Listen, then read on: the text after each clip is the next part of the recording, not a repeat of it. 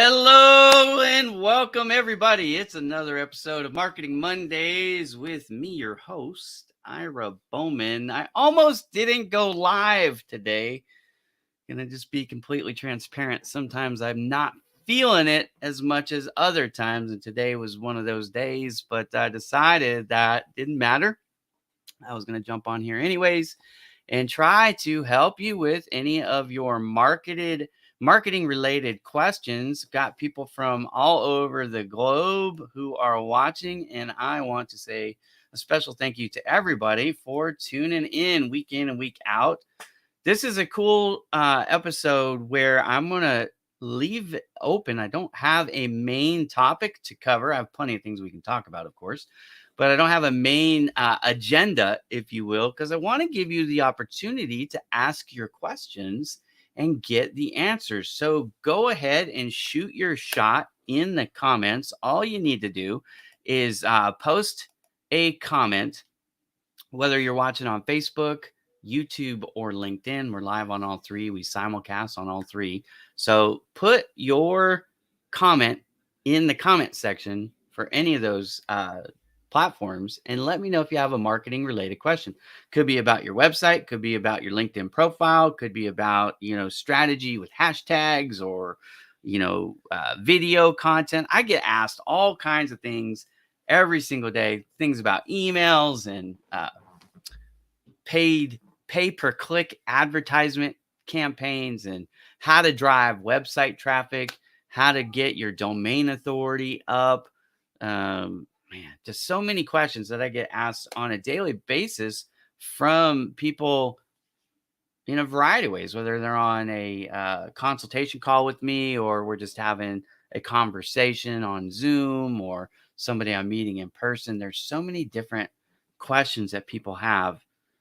I was just talking with a lady that's a vendor for me, and we were talking about book publishing, and and we were talking about domain authority and how to get your website rankings up. And she goes, "Man, I know it's important, but it's like doing taxes for me," was the expression, and that's a great way to put it. I know a lot of people don't enjoy marketing.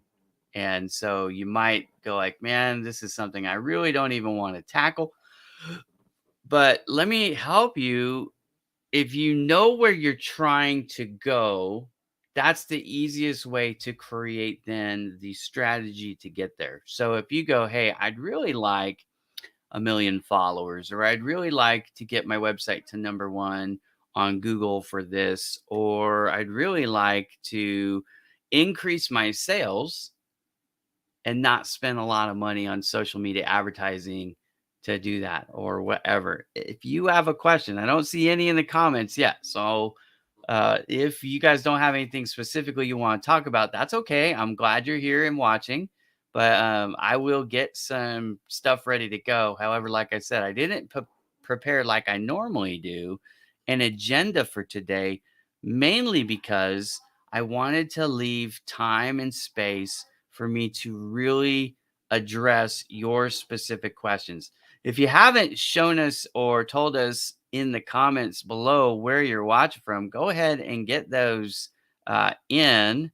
I'm going to do this too. If you want a free profile review of your LinkedIn, or it could be your Facebook or your Instagram or whatever. If you want me to review your profile, if you don't, not like a business owner, but maybe you're a job seeker, or maybe you're a professional and you're trying to get everything souped up for this reason or another, happy to do a profile review for you and see if I can help you with that too.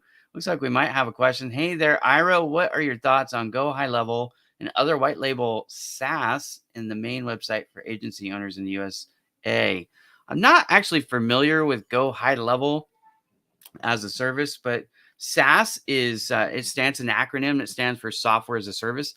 I'm really not opposed to the concept of hiring software as a service. I think that's the future. Instead of buying a program for a few $1,000s or more, paying a monthly fee is not a bad idea.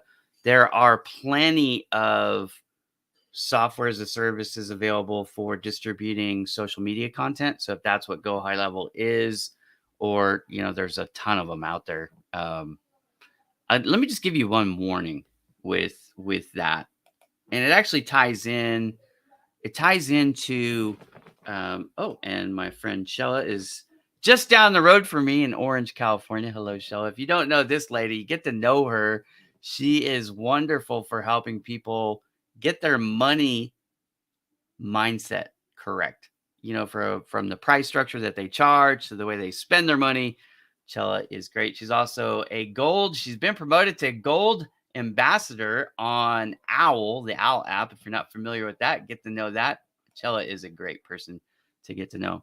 Okay, so if you want a profile review, do that. You can go ahead and also, like I said earlier, if you have a question for the show, go ahead and ask it. Put that in the comments, and I will address it like I am right now for this SaaS question, which I'm going to talk about right now. Something that probably could be its own show topic, but let me talk about the dangers of SaaS and ChatGPT and Bard. Oh, it's my pleasure, my friend. My pleasure. You are a wonderful human being, and I am very grateful to be your friend. Okay.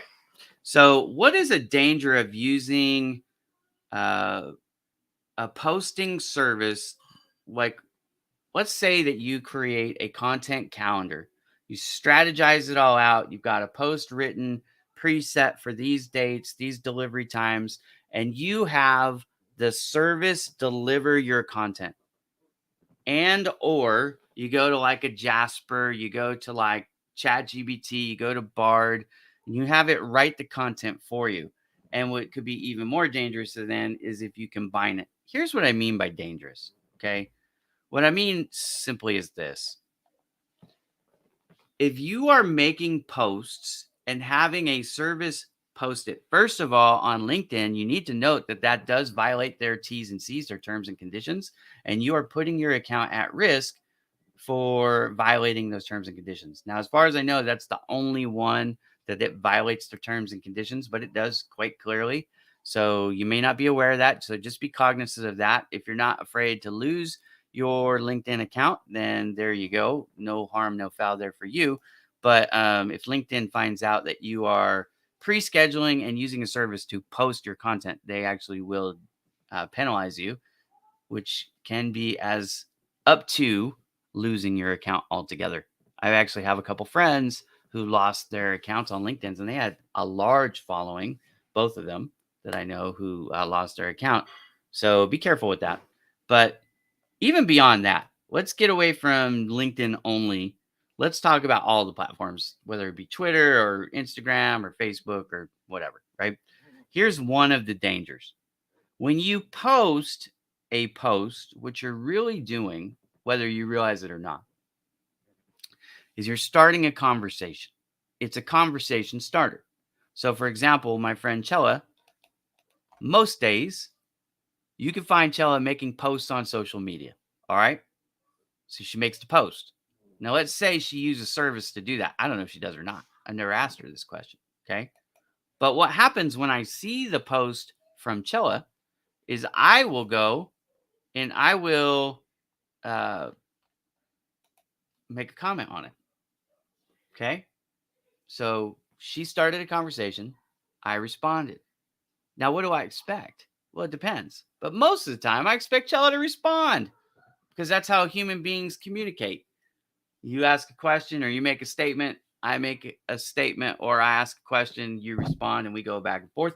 That is how social media is supposed to work. It's one of the reasons why I suggest people make or create a question as part of their content strategy, whether that be their post or their comment. You're going to get more responses if you learn to ask questions. Okay, again, post or comment. But when you do these delivery services, right? So you have a post content schedule. It's going to go out at a particular day at 7 a.m. Let's say you're not awake or you're not on your phone or you're not available to engage with your audience. The danger here is that you lose your voice. Okay. You're losing your voice. Whether you have a robotic service, automated service sharing your content for you, and you think that's great because now I can multitask, I totally get that mentality. But the fatal flaw with it is the loss in human connection. What are we doing on social media if we're not trying to build relationships? Trying to build relationships, but you're not there, not going to be successful. In fact, you run the risk of irritating and losing people that are already following and supporting you. For example, if every time Chella made a comment on my posts, I ignored it, didn't respond to it, and do it quickly, by the way, the odds are she's going to move on and give that same support to somebody who shows they appreciate it more. That's human nature. Okay. So, one danger of content scheduling and delivery is that loss of relationship, whether it's building a brand new relationship, maintaining a new relationship. And let's get into some of the dangers now of artificial intelligence writing these things for you. Two problems. First of all, if it's writing your content, most people have never heard of this term, but it's a serious term, and you need to make sure that you are seeing it. Thank you very much, by the way, for sharing that. This is my TED Talk on LinkedIn. If you guys haven't seen this yet, um, I think it's pretty good. But it's the story of how I went from laid off to making six figures on LinkedIn over a 1 year period. And then it gives some strategies on how you can use LinkedIn, utilize LinkedIn to your benefit in a much better way, and get closer to your goals, achieve your goals on LinkedIn. That was the idea. And thank you to Valentine, who's tuning in from Nairobi in Kenya. And we've got, I believe this is John Schmidt. Yep, John Schmidt from Illinois. John, if you want to, you could go in and update your security settings on LinkedIn to allow third parties to show your location, and then you would show your it would show your picture and your Gelody is amazing. I think so. 100%. All right. Okay. The danger of artificial intelligence. Most people don't know this, but if you actually read OpenAI, who created ChatGPT, if you go to their website, in fact, let's do it real quick. Let's do this together because I like to teach in this. So especially today where we don't have a formal lesson plan, let's just go out there. Let's find ChatGPT. All right. So if we go to OpenAI, you got your ChatGPT. Actually, I'm going to back up a step. This is how you actually use the tool. So let me come here. OpenAI.com. This is the creator of ChatGPT. Okay. So if you come here, it used to be on the main website. It may or may not still be there. It's not. That's okay. Let's do overview. All right. So I'm on OpenAI ChatGPT. Let's create. Oh, it's not there either. This is live TV. Wonderful.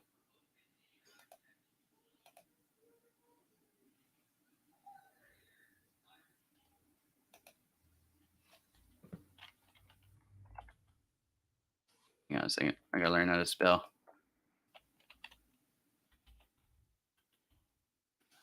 There we go.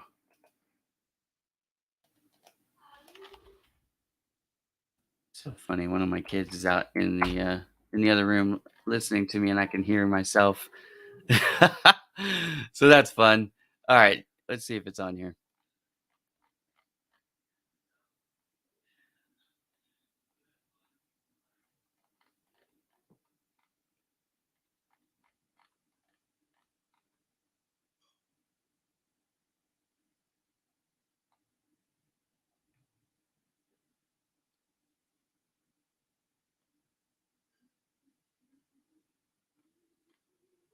Okay. Well, I don't see it on here, so I should have done some prep work. I apologize, but I will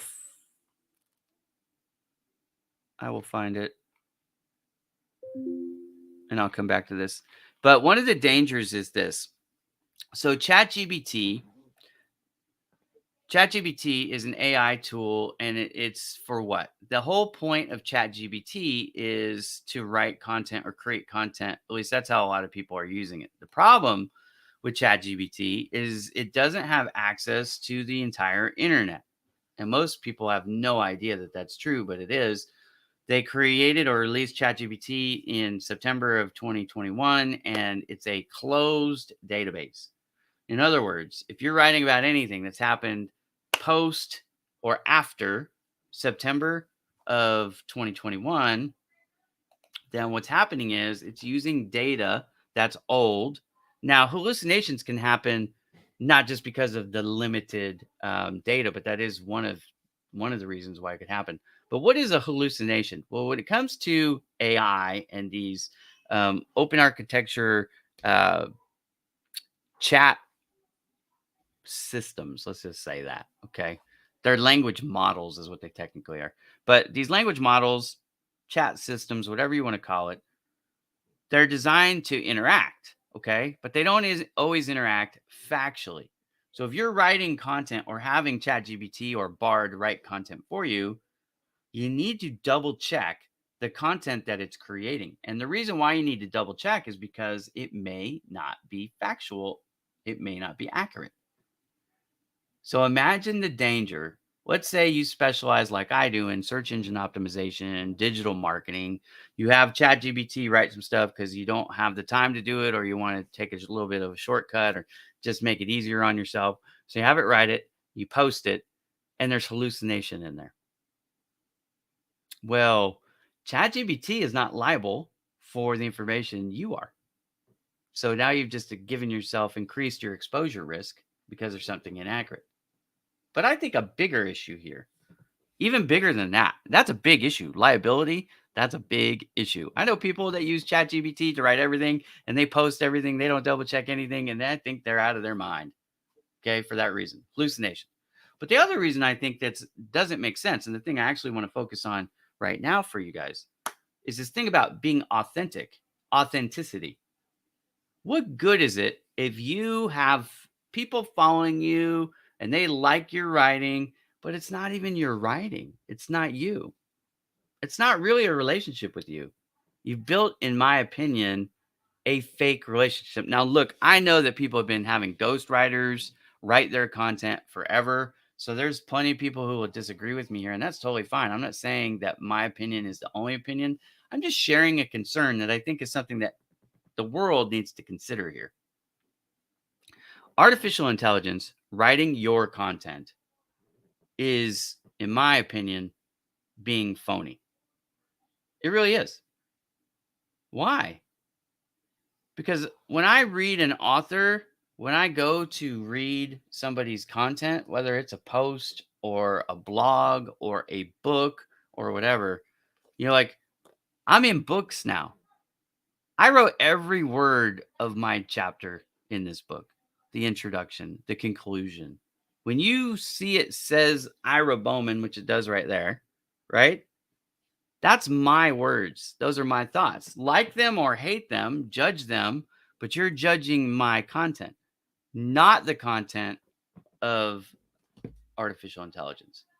I believe that's important.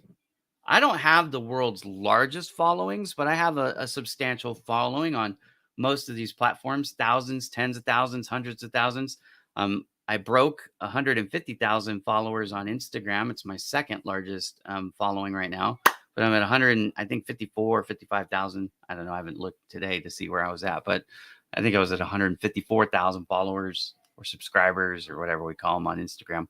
And I'm at 184,000 and something on LinkedIn now because of the recalibration. I lost 21,000 followers in 2 days because LinkedIn cleaned up their system. That was kind of painful, by the way.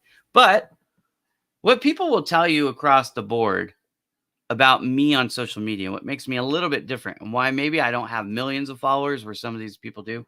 I don't do a lot of the trendy stuff. Even though I know some of the trendy stuff would actually help me out quite a bit. I don't do it. Why? Because it's not my end goal. My end goal is not to have the largest following on any of these platforms. Not that I'm against it, and not that I don't, appreciate and admire the people who have created these mega accounts. I'm not anti mega account or anti influence or any of those things. I think people have to do what they think is best when it comes to their social media strategies. I will tell you that size does matter. A lot of people say it doesn't, but it actually does. Having a large network has positively impacted me and many, many other people who hear my message and apply the messages that I teach. But if you look at the core of what I do on every one of those platforms, whether it be YouTube, Instagram, Twitter, LinkedIn. I even tried it on TikTok, very unsuccessfully, I might add. Don't come to me for TikTok advice. I suck at TikTok. All right. But here's the thing, if you look at each of them, there's a component of social to build relationships and education to help people increase their marketing. That is true across the board. Now, I'm also a professional photographer. One of my favorite cameras sitting right here. You might not recognize it. I don't have a lens in it. I could plug one in if you guys really want. But you know, I do a variety of things. I have 6 different services in my company. And then of course, with the stuff going on with my daughter, we also share quite a bit about that too, just because I get asked that question almost every single day. But anyways, if that makes you feel better, there's a camera with a lens plugged in. All right. So I share photos, I share stories about my daughter, I share, a lot of tips and advice on marketing, including, of course, this show, Marketing Mondays with Ira. But it is all me. None of my posts on any of the social media platforms, with the exception of Twitter, actually, are automated. I have there's this thing out there which I actually do like, and this is software as a service as well. It's called IFTTT.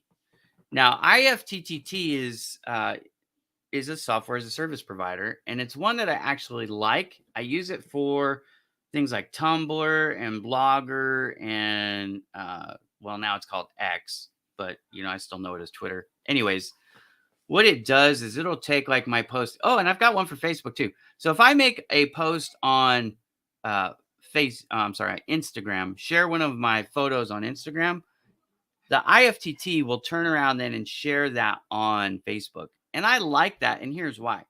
Because at the time the content goes out and the content itself, it was done by me at that point in time. And so, like, what I do is I'll go, once I make the post on Instagram, I go over to Facebook as just part of my strategy. Then I'll go over to Facebook and I'll see if I've got any likes, shares, or comments on that post so I can engage with my audience live. Like the preset ones, you may not be available. And I think that's the danger, right? It's not that I'm opposed to having it organized and putting it out on a schedule. I think that's great. I'm just saying make sure that you're available at those times so that you can interact with your audience. So I'm not opposed to AI. I'm not opposed to scheduling as a rule of thumb. Just I want to make sure people are aware of the opportunity cost, the trade-offs for using it. Just make sure you're available. So again, with the AI, I think the biggest danger here, and this is just it's important to me. I'm sure it's not as a big a deal to everybody, and that's okay. And I look, I can recognize when AI is right. I'm in the content creating space.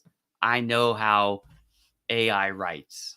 Okay, there are tells. There are a lot of tells, in fact, and so it's not that I'm opposed to it. I think the best way to use artificial intelligence writing is to either write rough drafts and then rewrite it, or sometimes you have a word count you're trying to hit. Like for example, I've talked about this. I had a show all about pillar content.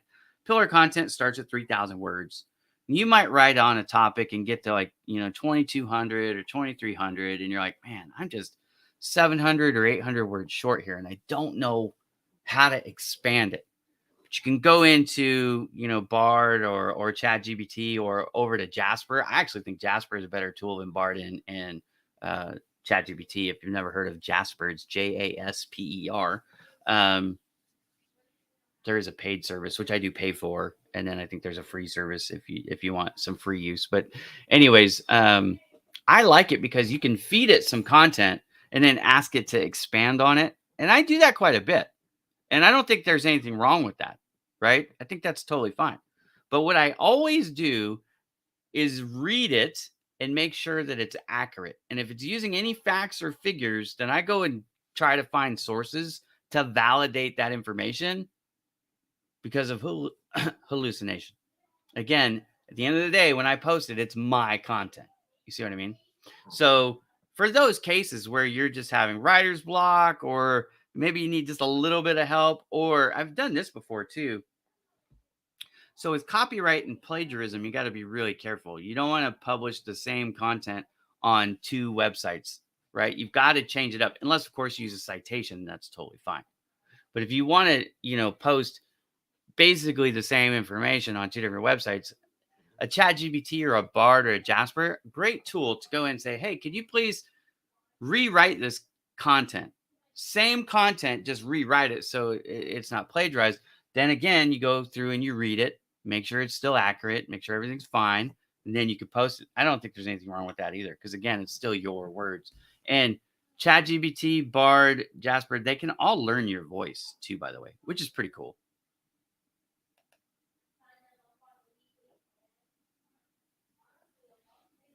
I hope you have a side chart. I have a lot of questions. Yes, go ahead, please. Any questions you have marketing related, that's what the show is here for today. And that's the topic of the day is, what are your questions? So Josephat, please get started. Let's do this thing. I'm waiting for questions. If you're watching and you have questions about anything I just said, or you want to talk more about ChatGPT, Bard, Jasper, content services, scheduling services, again, just make sure you understand with LinkedIn specifically, if you use content serving schedulers, that does violate their terms and conditions. Make sure you are following their rules so you don't get in trouble. Okay. But if you want to do that for X or for Facebook or for Instagram or Pinterest or any of those, as far as I know, it doesn't violate any of the terms and conditions just on LinkedIn. So, tread accordingly. All right. But if you have a question, go ahead and send it. Let's see. While I'm waiting for Josephat to put up his question, we haven't talked about this in a while. Let's talk about, while we're waiting for questions. Again, if you have a question, go ahead and pop that in the comment section. But here's something I would like to talk about. Now, I'm not doing this as a commercial, but email marketing. Let's talk about email marketing now. What are the advantages of email marketing, and how can it help you increase your brand visibility and drive website traffic to your website? A lot of people think that email campaigns are a waste of time, and I do understand that. The thought is spam, right? But you don't have to send out spam type messages. In other words, heavy sales pitches. We got a comment here I want to read. Agreed, automated and scheduled messages are only useful if the sender is there to respond 100%. Happy Elijah, thank you for the question and for the positive feedback. I'd like to use AI tools and any software as a service type tools as not a replacement to, but an augmentation of labor. In other words, if it can help you get it done faster, if it can make your life easier, if you can still keep your authentic voice and still keep all the benefits of doing it manually, but speed up the process or make the process easier to manage, have no problem with any of it. I don't think that's a problem. I just think that some people are doing it and replacing staff. That kind of sucks to me, right? But the bigger thing again is the liability of the information that's being shared, because I don't think many people are familiar with this term hallucination, which they should be. It used to be on ChatGPT's homepage. I will find it. I know I've posted about it. In fact, I don't know why I didn't think of this before. Let's just go here. So if you come over to my website, let me drop this banner. Okay. If you come over to my website, go to my blog, which is under the About section. And then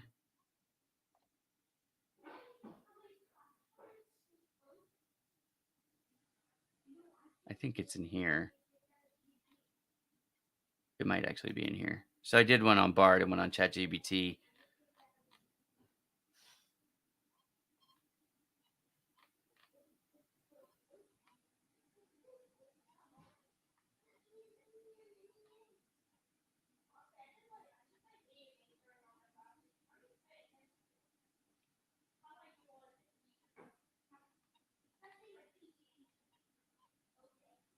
Yeah, here it is. So what is ChatGPT hallucination? I describe it here.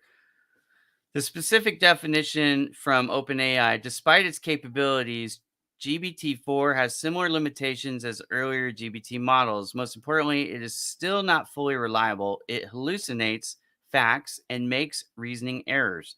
That is a direct quote off of their website. Great care should be taken when using language model outputs, particularly in high stakes contexts, with the exact protocol, such as human review, grounding with additional context, or avoiding high stakes uses altogether, matching the needs of a specific use case. I pulled that directly off of ChatGPT's website. So again, I'm not trying to bash them. I think it's a great tool. I just think that if you're not aware of it, you are exposing yourself to a liability that is potentially lawsuits, but safety, your reputation. Just be careful, right? Like just because it wrote it doesn't make it true. And I think that that's where a lot of people unfortunately are with it. They think, "Oh, I can have chat bots engage with my audience." Oh my gosh. I get hit up on talk about spam emails. I get emails all the time from companies saying, "Hey, we want to, how are you utilizing AI? And we want to help you with this and that and the other plugins for your websites and blah blah blah." I'm like, "Yeah, man, no way. Thank you very much. I need a human brain with the ability to reason and somebody who's educated in these areas to communicate with my clients, not a robot that might be making stuff up." Because your reputation and your relationships, like trust is a hard thing to come by. Okay. It really is. You get usually granted some trust ahead of time. Like they give you some benefit of the doubt going in. But once you burn them, whether you did it on purpose or not, it's really hard to reestablish that trust. Sometimes you may not ever get a second chance. So just be careful about what you're publishing out there. Again, whether it be a blog that you've written for your website, an article that you wrote to post on, LinkedIn or some other social media site, could be a post that you're just putting out as a post on any of these websites or comments that you're making. Make sure that you stand behind it. You're not going to tell the world what AI wrote and what AI didn't write. You might use it as an excuse in your defense, but at that point, the damage has been done, right? Again, what it said there is high stakes contexts. Anytime you're purporting facts or figures, especially with, hey, you should do this or you shouldn't do that because blah, blah, blah, blah, blah, make sure that you've read the blah, blah, blah, blah, blah. That isn't all AI generated and you don't stand behind it because that has your name on it. That's why I don't use it for anything I post on social media. I don't use it to write my blogs, none of that stuff. Again, I will use it to rewrite something that I've written to change for plagiarism purposes, but not write it from scratch. Just as a strategy, I don't think I've ever shared this publicly, but if you are a blog writer, if that's something you do, you write content for your website. I'll give you what my internal team, what we do. This is part of the Bowman Digital Media standard operating procedure or processes for blog writing. We do at minimum 1 hour research on a topic, and then we write for 1 hour. So it takes us 2 hours to write a typical blog, about 1,500 words of content. That's our minimum. But then after that, we have a review process. We go and we do plagiarism check, and then it comes to another person, reads and checks it, so proofs it before we publish. So that's just our internal process to make sure that our liability is minimal, especially when we're writing for our clients, because we don't just write for Bowman Digital Media, we also ghostwrite for many of our clients for their websites, their social media posts. So if you want to be safe, I would suggest you adapt something like that. An hour of research on a topic, especially if it's one you already know about, you can learn a lot. You can double check a lot. You can find a lot of good information. Also, just as a side note, one of the advantages of that strategy is when you're doing that research, a lot of times you're going to find what is already out there.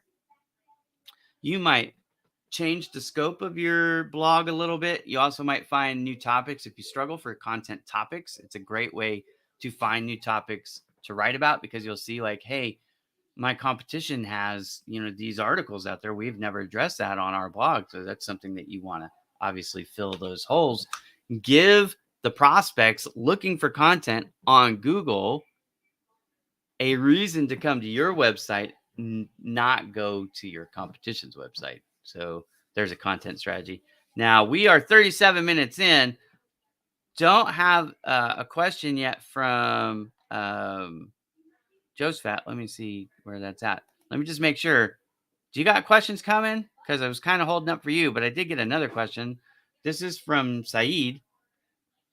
Saeed says, do you agree with me that the future school will be for studying tools such as AI tools and app and how to use them as a doctor, engineer, and other and so on, rather than fill the student's mind with info? I definitely think it'll be a part of it. Do I think that it will replace it? So in other words, I think what Saeed's trying to say, which is an intelligent question, is, hey, now that we have so much access to information on demand, right? You can Google something, you can chat GPT, BART it, you can go to Wikipedia, all these places. Will they focus as much on the information, learning the information, or will they focus more on how to access the information? I think this is an access question, right? I think that they will adapt to utilize some of this. I don't think that there's a substitute for human knowledge. So I still think that being a doctor, a lawyer, an engineer, whatever, um, requires an awful lot of baseline information, studying the past so we're not doomed to repeat it, best practices, safety things, historical things. I think all those things are important. So I don't see a doctor, a lawyer, an engineer, anything like that ever not learning those base concepts, that foundational. But I think certainly there's a lot of advancements and tools that can help make their life easier, especially in life or death situations or something where it's in a hurry. So learning those tools, and then also something that you didn't address, but also continuing to refine safety measures and best practices for those new tools as well. I think all of that is fascinating. Great question. Got a comment. Using video or email, do you prefer to market promotional items? I think both. In fact, I'll give you a strategy that I use. All right. When I am emailing, here's something that I know to be true. Humans like videos. In fact, 80% of people who go online today, statistically, will find a video like you're watching now. They're going to find a video and they're going to watch it. 80% of the people. So on your website, every single page of your website, I recommend having at least one video. But in emails, sending a video can get you in trouble with the spam checkers, especially if you're sending it to somebody who doesn't have you on their safe list. You haven't emailed them before. Okay. So you can get blocked out from email services your emails being delivered if you include an actual video file. But if you want to include a link to like a YouTube or a Vimeo or something like that, a lot of spam guards will still let that through. And I think that can be very effective. So what I do is I create a thumbnail of the video's cover, and then I insert a little play button over the top of it. And I do this in Photoshop. You can do it in Canva or wherever, right? But so you take the image. Let's say it's 1920 by 1080, which is just your screen resolution size, or you do like a 1260 by 720, which is just a compressed size for like uh, what do they call those things? My brain just went boop, featured image, okay, for like a blog or something like that. All right. So whatever you're doing, just create that image and then insert like a little play triangle. And so now it's a photograph. But what you do is you embed the URL or the website address of that video, whether it's on YouTube or Vimeo. And then so when they click it, it opens up their web browser to that video. That's how I do it. I think as a part of an email campaign, especially if you emailed them a few times, it can be highly effective. And you can actually tell exactly how effective it is if you do. So here's a good case study for you, or a good solution for you if you can follow through the process. Create the email, create the thumbnail for the video, put that video up as unlisted on YouTube. Now, nobody can see it unless they click on the link. Now you could just simply watch the view count on the unlisted video for that email. This is great if you want to do like A/B testing on the effectiveness of, let's say, your subject headings or the content in the email itself, because email marketing is, it's got to get through the spam guard. It's got to get to the person. The person has to read the heading, the subject line, and decide to click it. And then what happens after they click it? Do they actually do what we call a CTA, the call to action, which in this case would be to go to the video? Was all of that successful? Well, if you try different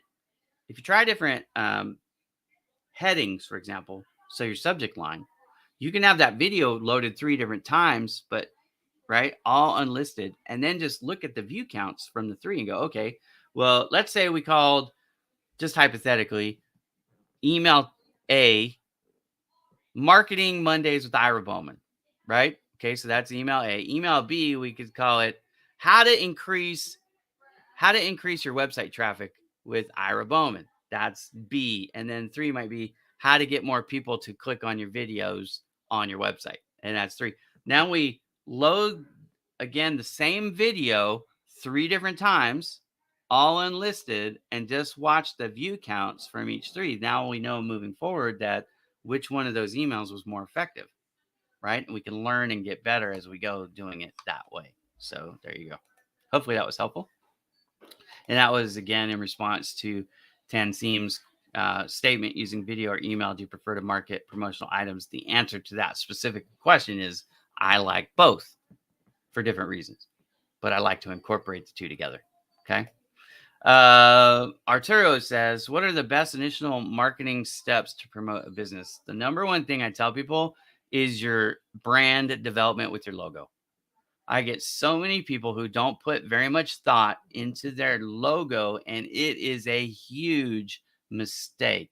Let me show you one.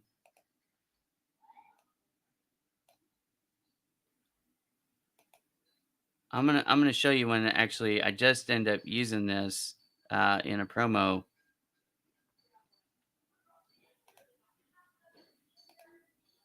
Hang on a second, I just gotta shrink down the size here.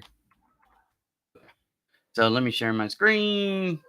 All right. So Decrete Concrete Resurfacing Inc. is a client of mine. And what they do mostly is they take like drab uh, patios, cracked sidewalks, things like that, and they fix the surface so that you don't have the cracks. But they do a lot of what they call concrete stamping. So that, if you've ever seen one, in fact, here I'll show you. Seen something like this. These aren't actual bricks, it's stamped concrete, right? So it gives this great look. And it's a lot cheaper than buying custom bricks and laying them down like paver stones and things like that. Okay. So what's so good about this logo is this stamp pattern is a part of it. So you can kind of see it, right? When you have a logo that does not communicate what you do, I think that's a huge mistake. So, number one, making sure that that logo is in place is super important to promote a business, because then every time somebody sees your logo, and thank you guys very much for your support. Every time somebody sees the logo, now they have an idea. You have a puncher's chance of earning their business for that, because now they're going to start to think about what you do. Let me show you my logo. Uh, we're going to talk about it. Hang on a second. Let me show you my logo.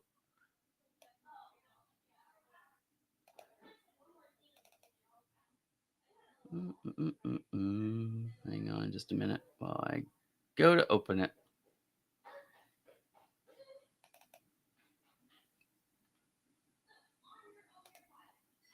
Okay, this is the PNG file, but all right. So, what is the idea or the concept behind this logo? It's actually straightforward, but a lot of people don't see it, and that's okay. But the idea was, this is a dartboard. This right here, the black symbol, is a social media icon for sharing on social media. And then, of course, there's the BDM. The message I was trying to convey when I created the logo, especially in the first year when we started, we primarily were a social media service who offered SEO services. Now we're kind of the opposite. We've kind of, migrated, because SEO can generate so much more traffic than social media. We lead now with SEO. But the idea that I was trying to convey was, hit the bullseye with your social media with Bowman Digital Media, right? That's what we were trying to convey. That's what I was trying to convey when I created that logo.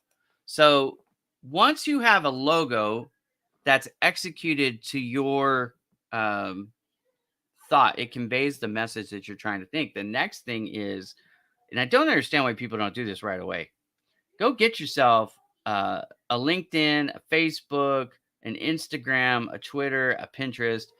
Create a free business account and start putting out there content that is interesting to the people that you're trying to target for business. Now, I'm not saying advertisement, advertisement, advertisement, advertisement. In fact, I think that would be a mistake. When you really should be doing is talking about the things that they're interested in and building relationships. You need what I call brand ambassadors. You need some support. You need some help.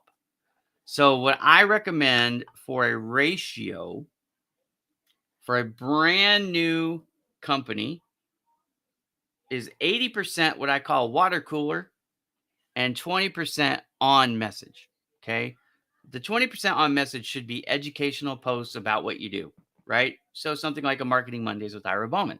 That's one of the things that I do to help educate people on the things that we do here at Bowman Digital Media. But if you look at my posts, a lot of times I'm sharing things like what book I'm reading. I'll share about my exercise. I'll share about my daughter. I'll share photos. Why? Because if your posts are only, if your content is only about the things you do, it's kind of boring, right? And people are on social media because they have time to waste, whether they admit it or not. Most of the people on social media don't do this for a living. I happen to do this for a living. So I'm on social media a lot, more than 8 hours a day. But I'm doing that because, I've got to create content not only for myself, I've got to create content for my clients. I also have to support my friends that I've established throughout the years. And those are my brand ambassadors who help me generate business. So when you have a brand new business, logo first, get your social media channels in order. Third thing you need to do almost immediately too is lock down a very good website. Now, what I mean by very good website is one that is not all about your business, but one that has examples of how your business helps people in your target market. So, for example, let's say you're a plumber. Instead of telling us about how many years you went to school and showing us pictures of you in a truck and blah, blah, blah, all that stuff, right?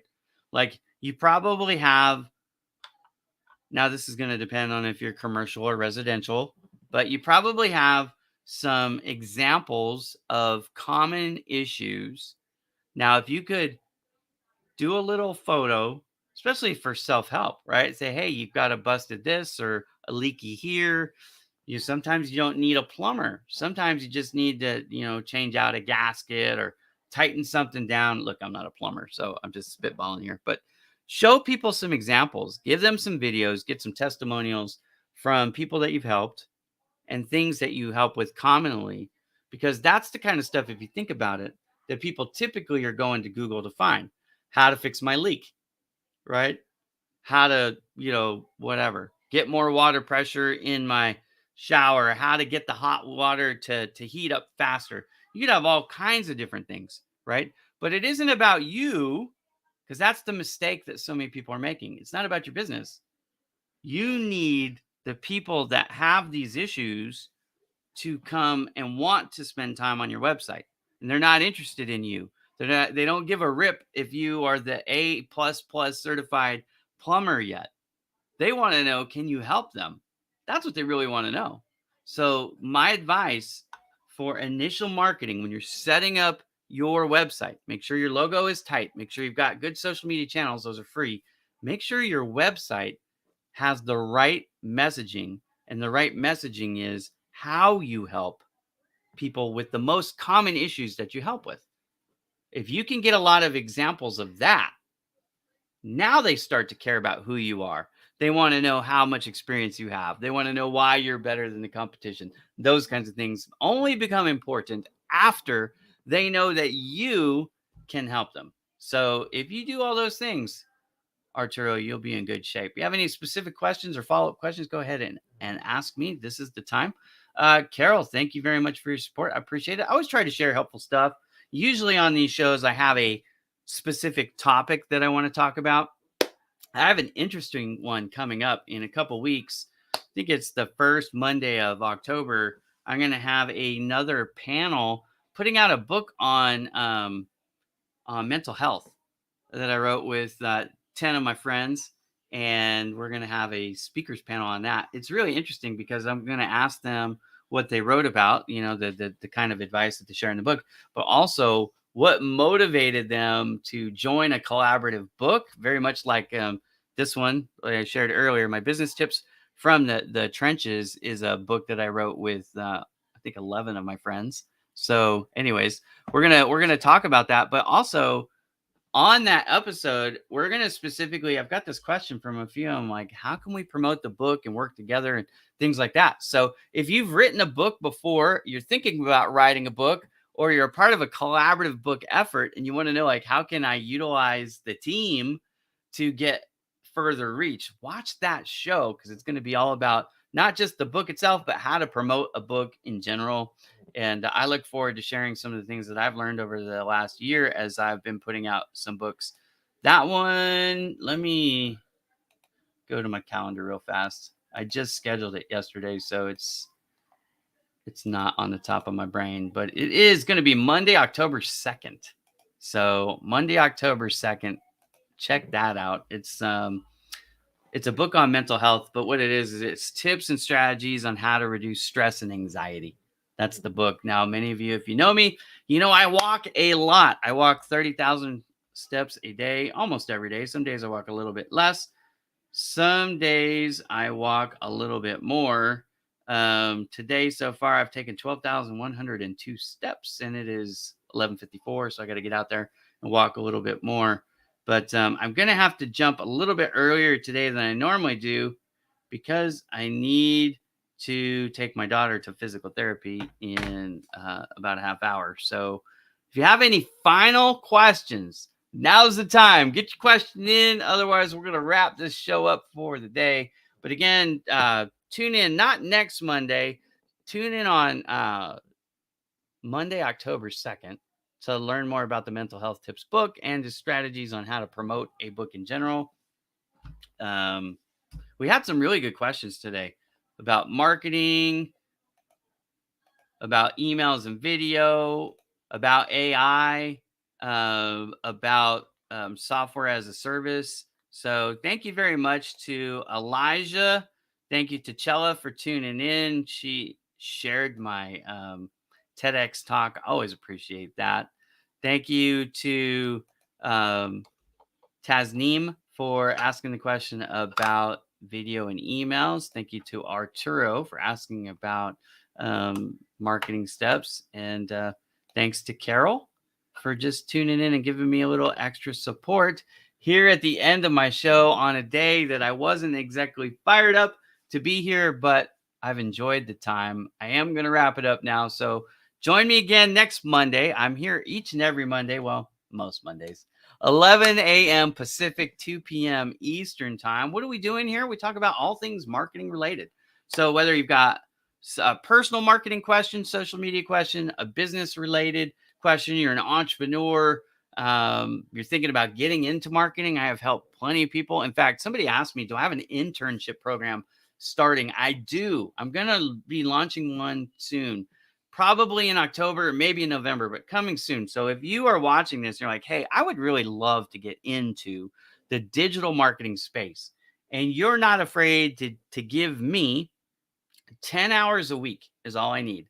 It's an unpaid internship program. It's not truly an internship program. It's more like an apprenticeship, if you will. But you work for me. I give you an hour of training a week, and you give me 10 hours of practice time. That's really what it is. And some of the work I actually use for live clients. Some of it we don't use, but it's just good practice. By the end of it, the program, I teach you how to write and create what's called SEO, organic SEO optimized content. It's a mouthful, but basically what it means is content for blogs that can be used on websites that will help the website increase their rankings on Google, what we call SERP.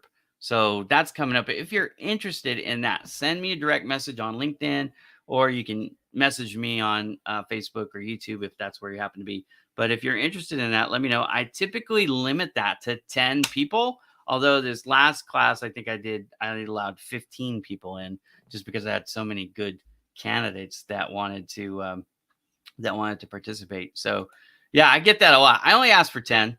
It's the program that I have is now pretty much set in stone. It works really well. So if you're interested, Tanzim and Arturo, just reach out to me and I'll get you on the list for consideration. Like I said, I'm going to do it.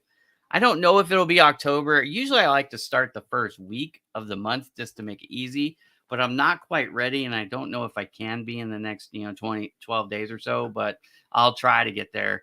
But if not, I'll probably start at the first week of November. So if you guys want more information, let me know. Thank you all so very much for hanging with me this day. I love the questions, love the feedback and the participation from the audience. I appreciate y'all so very much. I hope everybody has a wonderful week ahead, and I look forward to seeing you again next Monday. Goodbye for now.